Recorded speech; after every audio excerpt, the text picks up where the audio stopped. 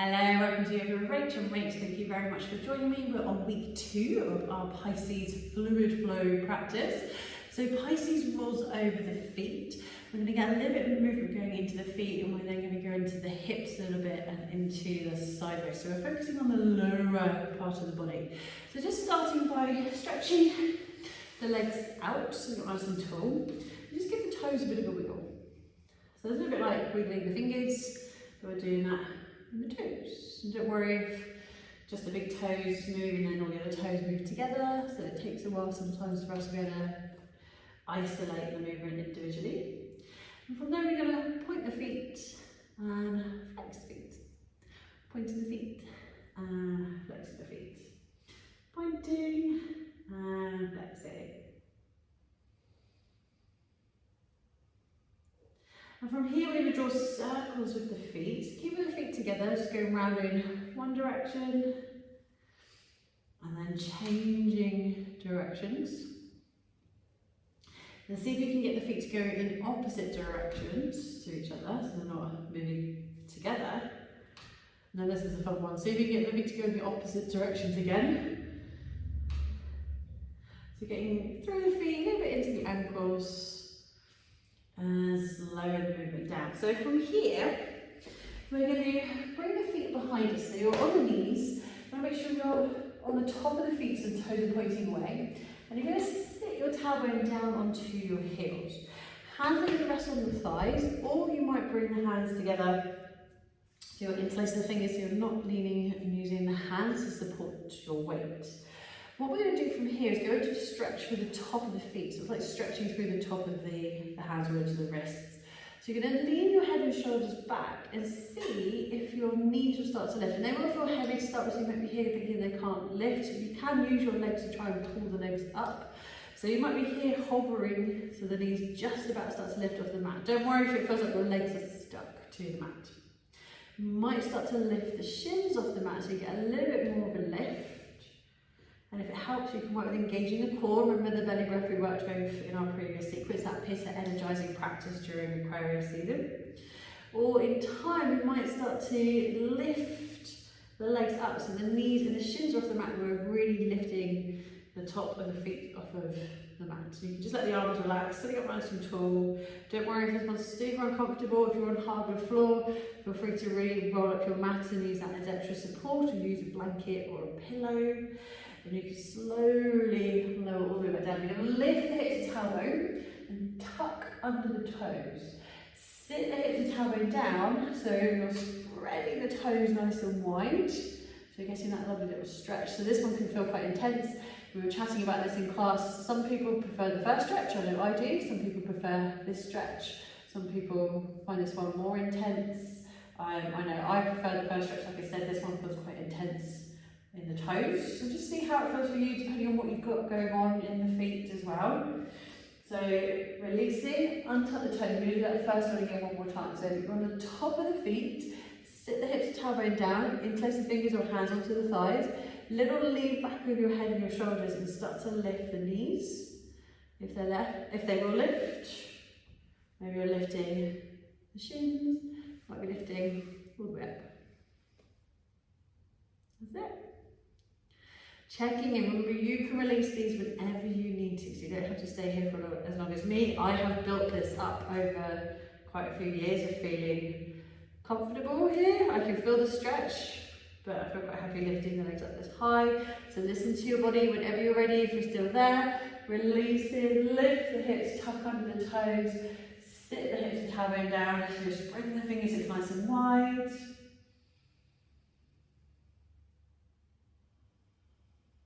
Just a few breaths there. And gently releasing. We're going to go into child's pose. So untuck the toes from the top of the feet. Knees might be hip width or wider. Pull the tailbone towards the heels. Reach the arms out in front of you and bring your forehead down onto the mat. So just a few moments here in child's pose.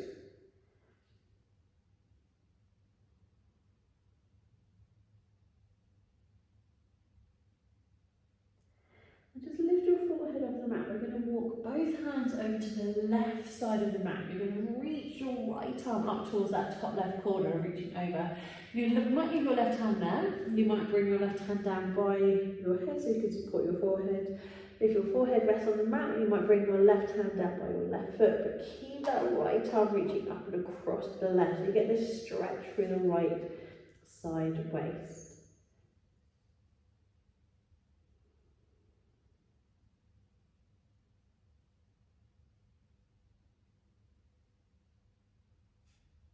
You're ready, lift your head up, slide that left arm forward, walking all the way across, just have a little pause, stretching the arms forward before walking the arms over to the right. So you're going to keep that left arm reaching up towards the top right corner.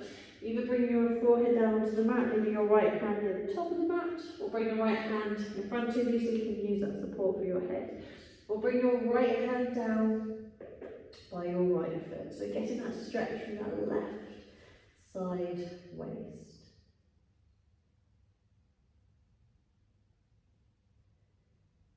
Focusing on the breath.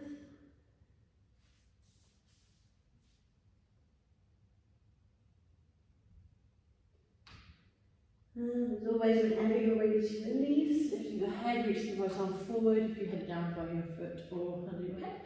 Reaching the arms forward, have a little pause, resting the forehead on the mat, arms reaching out in front of you. In child's pose.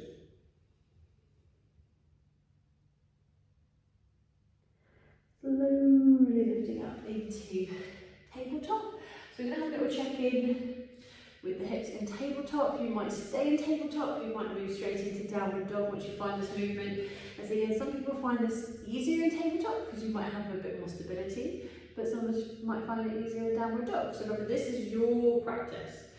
So let's start with the left side today. So we're going to start in tabletop. You're welcome to go straight into downward dog if you prefer.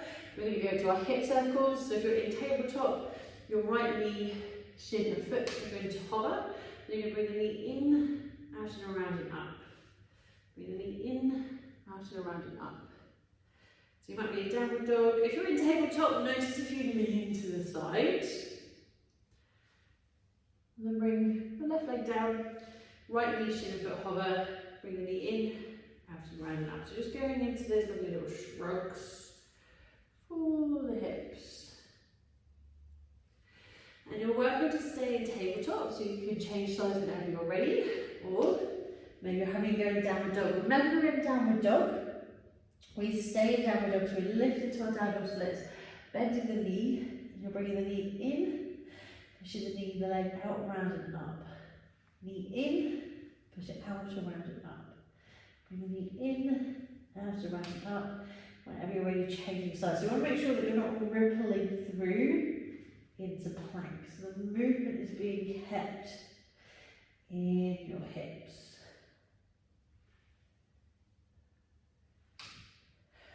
And then we have one more little foot movement to have a go with. So if you're in downward dog, come on down into tabletop. So checking in, there's a few different variations. So with stretching, releasing the feet. If you're used to practicing moving through upward dog into downward dog, you may be very, very aware of this movement, this transition in the feet. It may be something quite new to you, so you might have to have a little play with what feels right. So we're going to see if we can move from tabletop, knees and feet are hip width apart. You're on the top of the feet, lifting the knees, and you're going to roll over the feet to find yourself onto the toes and balls of the feet. And you're going to lift up, lower the knees, and then you're on the top of the feet. You might be able to lift up and roll one foot, then the other, roll one foot, then the other. Or you might lift up and you have to lift one foot off the mat, and lift one foot on the mat. But we're not lifting all the way up into downward dog, so we're staying quite low, so it can feel quite intense on the arms. We want to get a little bit into the upper body. So lift the knees, maybe you're rolling over the feet, your toes might click a bit, and maybe you can roll over the feet to lower back down. You might lift, roll, roll, and then roll and roll. Or you might lift one foot, and lower. So have a couple of goes, see what feels right for you. So you're lifting the knees, so we'll stay nice and low.